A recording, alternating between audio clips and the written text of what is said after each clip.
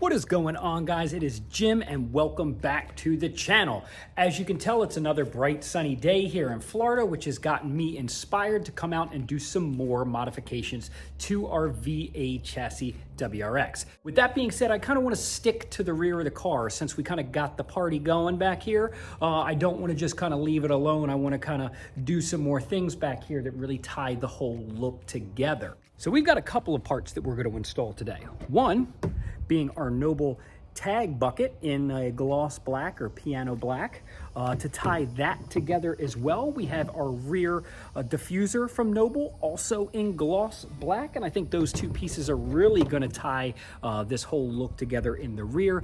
And then on top of all of those things, we have a Noble Pro 3 F1 light. Now I know what you might be thinking. Jim, I'm pretty sure you have an F1 light on the car already. And you would be correct. But the light that's on the car is the Noble Pro 2 light. So it has two functions. One is for daytime running light, and other one is for the brake light feature, where our new Pro 3 light has 3 features. The two that I just spoke about, it also has an additional reverse light, which, believe it or not, I think can actually help with the function that we have going on here, because although I do love our tinted tail lights back here, full disclosure, the reverse lights are kind of wimpy. So I'm really excited to be able to put something else onto the back of the car that is going to let people know that I'm backing up out of my spot at Mach 1 with, no consideration for anybody. All of the parts that are going to be installed on the car today are pretty simple. It's nothing more than really some sticky tape and or a couple of self-tappers. The only real difficult thing I would say that's just a little bit more than a screwdriver is actually going to be the wire up for our F1 light. Now, because this one already has an F1 light, why don't I just reuse the harness? Well, unfortunately, I can't, because this is going to be a 3-wire. We have a ground, a power for our daytime running, and a power for our brake. The new Pro 3 light is going to be a 4-wire harness and an additional power for that backup light. So where I could probably reuse the bracketry system that's in here and maybe the connector at the tail light, I'm still going to have to run the harness from top to bottom. So at that point, I might as well just replace it with everything that is new. So take a final look at the rear of our car, because it's the last time it's going to look like this. I'm super excited to put some parts on. Let's go. We're going to kick things off pretty simple with our tag bucket. Now, since my tag is just attached with these 2 Phillips head screws, we're pretty much just going to remove that, place this up into the spot, which is actually really nice because the camera here for our backup camera, there's a nice little recess. So this kind of keeps everything locked into place. And then we're just going to attach this by putting our screws back on. I've also seen people kind of use a little bit of the 3M tape, maybe around the edge, to help kind of seal everything off here or keep the edges kind of nice and flat. But we're going to test fit it without the 3M first, just to kind of see how everything goes. I will tell you the 3M probably also offers a little bit of a paint buffer between the piece and the bucket. So if you were to ever want to remove this piece, you could do that without having any sort of irritation from our plastic here ever rubbing up against it. But I will tell you, it might compromise the flush fit that you would have by not having the tape. So we're going to fit it first without the tape and then see how I feel.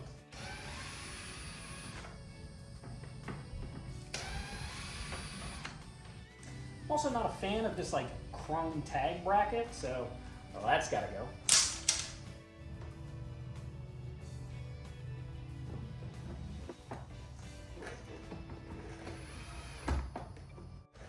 Well, because of my paper tag, everything's not really fitting all that great here. So maybe I do have to put a tag frame on it just to kind of hold everything nice and tight. But luckily I do have a different tag frame that's not all chromed out. So here we go. I have my replacement tag frame bracket. It says "Got THC," and it's not what you think. It's Tint House Customs, who, if you follow my lady Krista, she has the Buckle Up Buttercup Bronco. They did the whole wrap and PPF thing on her vehicle, and that thing looks fantastic. I love that truck, and they did such a great job. But I also have an abundance of tag frames from them. So luckily that came in handy today. We've got the tag frame bucket mocked up. I will tell you 2 things. Number one, just from only attaching this from the top here with our 2 screws, that does kind of put a lot of pressure on that top edge and kind of pushes the bottom out just a little bit. So I think I'm actually going to go back, remove the bucket, apply a piece of 3M along the bottom edge here, and then try to reapply and see how that goes. And then my other kind of small issue is actually with my tag frame, it doesn't quite fit fully inside the bucket. So I'm not sure I can really use a tag frame, especially one that maybe has such a thick border. I'm not sure this works with, or this would be a problem with all tag frames. But I think if I just had the metal tag attached, it would fit in. But unfortunately, with my big, thick tag frame, it does not.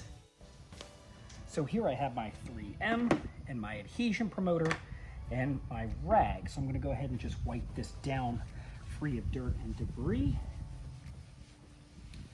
Then on top of that, I'm going to apply a dab of my adhesion promoter onto the rag. Now what I do like is pretty much anything that Noble sells that comes with 3M has this adhesion promoter in the kit. So I really enjoy it. It really does wonders for helping this stuff chemically bond and keep the 3M on the pieces while we are pretty much for the lifetime of the vehicle. Believe me, I've worked with this stuff a lot, and if properly installed on the vehicle, this stuff is pretty difficult to remove. So you really shouldn't be worried about it flying off if all of your prep work and your weather conditions are up to par.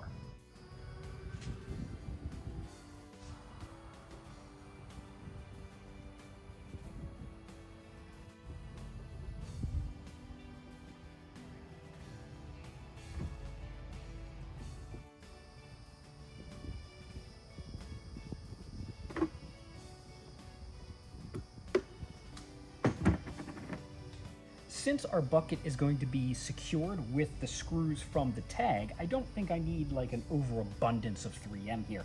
Just something that kind of helps keep the back of this thing attached to the trunk lid while the screws are kind of busy pulling this towards the top.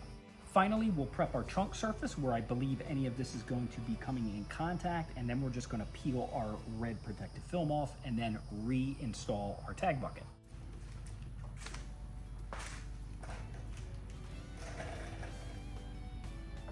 So as you can tell, I'm missing my tag. No, that's not a mistake. Yes, I did it on purpose. So because I'm using the 3M now and I want a good strong bond here, I don't want to put too much pressure on the screws while the 3M is still adhering to the body. So, you know, if I start cranking these things down here, I'd be afraid that it would still continue to pull this up before all of our adhesion has really kind of set into the trunk lid.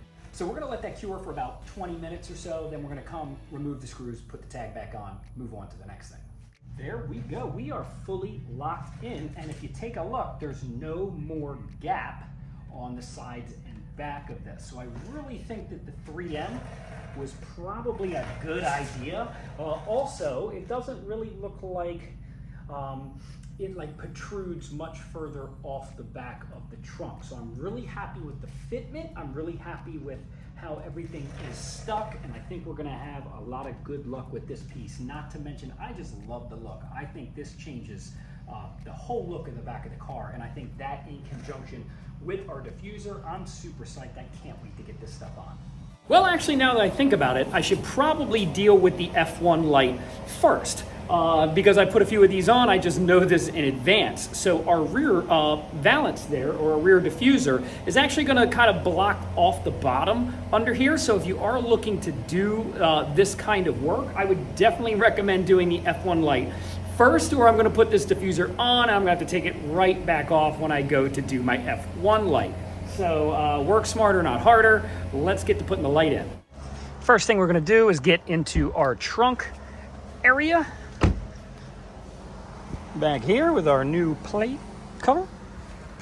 Then I'm gonna have to figure out which one of these lights has been pre-wired for our F1, because I just don't want more harnesses under here than really need to be. I will tell you the most common thing is they will be tapped into our driver's tail light over our passenger tail light, but who knows, anybody could be up to anything. Here is our harness. I did find it in the driver's side tail light, or behind the driver's side tail light. So it looks like there's already kind of a jumper harness here from our factory connector to where that is. And so I think we're just gonna pull this whole thing out and replace it. Oh, speaking of which, I was just talking about this. What are you doing? Hey, I was just talking about your wrap. So it's funny you just kind of pulled up. Yeah, just got home. Nice. Awesome. This thing is great, isn't it?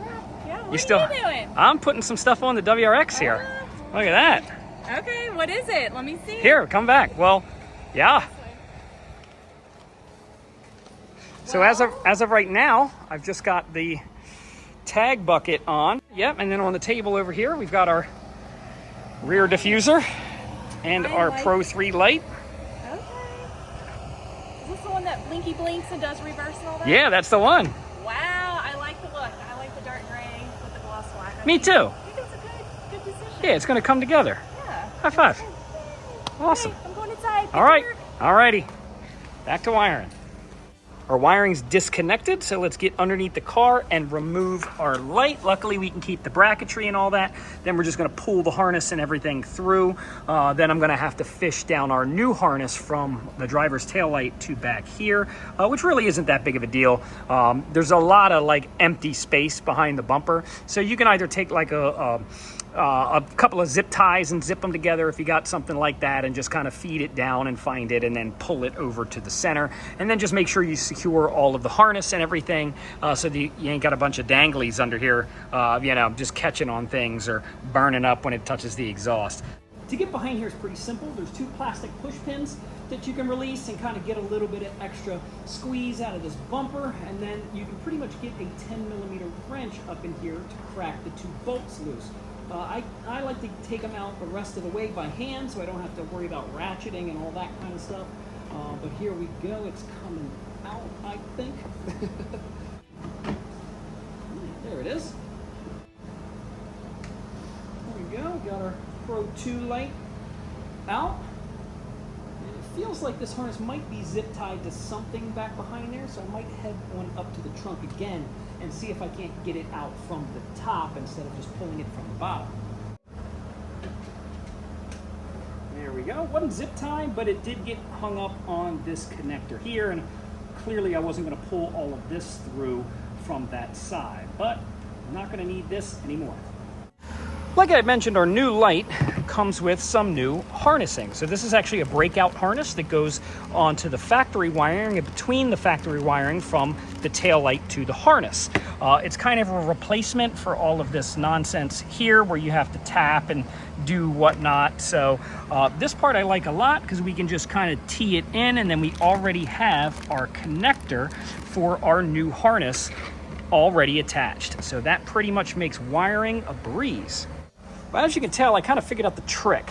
And the trick is to remove this stuff from the trunk, because believe it or not, there is a hole, which I'm not sure you're going to be able to see, that goes in from our trunk liner here, or right below our plastic trunk liner, right where my finger is. There's actually a hole here that goes to the outside of the vehicle, and that drops almost vertically down right behind the bumper, and then you can just kind of grab your harness end over to the center. And as you can tell, the top has just been fed behind our felt here, running along here underneath our felt, and then straight up and out. So once we wire everything in, put our harness and connect it together, we're just going to zip tie any of this excess here. So once again, it's just not dangling, and then we can put all of our trunk liner and spare tire stuff back in, and we can close this up because we will be done inside the trunk.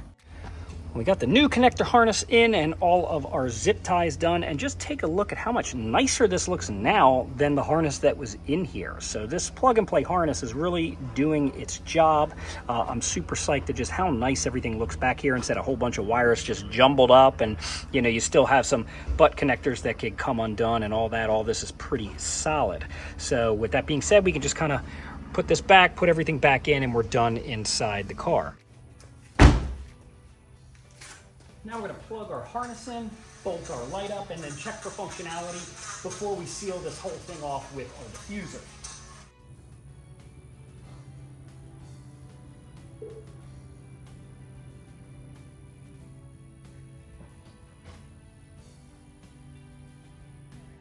Okay, well, it looks like it worked. And like I said before, with these aftermarket taillights, I mean, the reverse backup lights are just kind of wimpy. So it's really nice to have an additional light here since I took away some of the functionality from the factory taillight.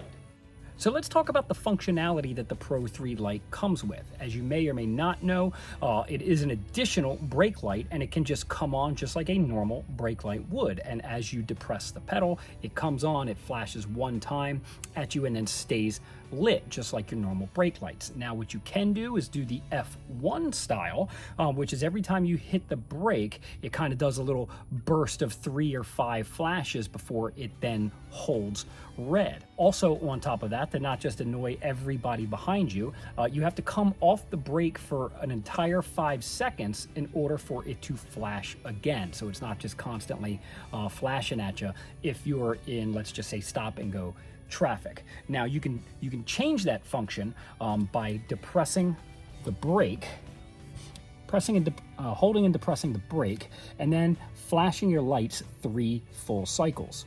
1, 2, 3.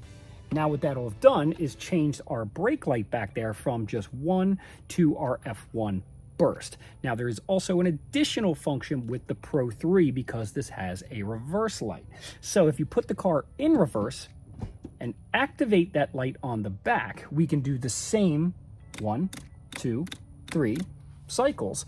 And now we've changed the reverse light from just an on light as you put the car in reverse, or it will do the F1 blink before it holds a solid white. Now I will tell you that's kind of difficult to show you on the video because I've already tried to do that with the camera, and unfortunately the frame rate just makes it look like it's constantly flashing all the time, so it doesn't give a great representation of what's happening. But I can promise you, if you do this right with a Pro 3 light, you might just want to have a friend say yes it's working, or now try it again, but it definitely is a cool function and can be done. Lastly, for our installs today, we have the Noble diffuser, and I think this thing is really going to tie the whole back end of the vehicle together from all of the accent pieces that we've been doing. And as you can kind of see, it kind of ducks down here and encases our new F1 brake light, and I think it's just going to bring a lot more accent to the bottom of the car, especially with our tag bucket. Once again, we did a couple other touches the other week with the exhaust and our arches, and I think this is really going to bring the whole thing together so that I'm pretty happy with the way the rear of the car looks, you know, for now. So the way our diffuser gets attached is pretty simple. It is with 6 self-tapping screws, 4 in line on the back here, and then 2 kind of near the front. Now I will tell you, these 2 holes right here actually go into rubber grommets that are underneath the vehicle, so they don't actually get extremely tight. So what I have done on previous builds here is, although they provide you with 6 self-tapping pieces of hardware, a lot of times I will drill the hole in our rubber grommets here, and then I'll actually use a through bolt that I can sandwich together, and I'm a lot happier with it making sure that it's going to stay with the vehicle and at no point in time, you know, come off. It's going to be very difficult to pull those rubber grommets out of the bottom of the car, but with just some self-tappers, I'm not 100% psyched on that, but you know, a little bit of ingenuity will go a long way.